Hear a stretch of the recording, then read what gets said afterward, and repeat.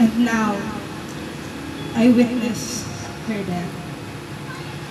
The pain is unbearable. I just can't imagine to Carl and to Kuya Bel how heavy it is for us.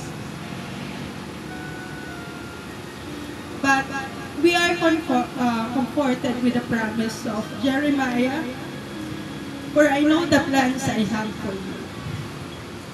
A plan to give you hope and a future. So, as a family member,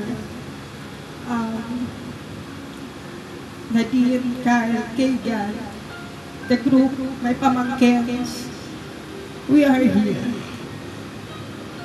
We may look very authoritative, we may look very mahigpit, pero the love and care will always be there.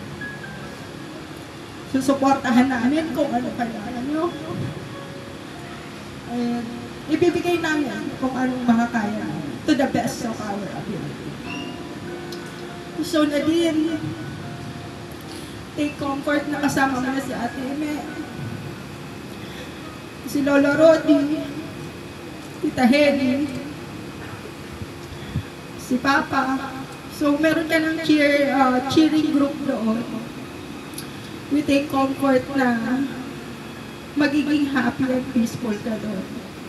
We promise that we will pray for you always and remember you in the depths of our heart. Thank you.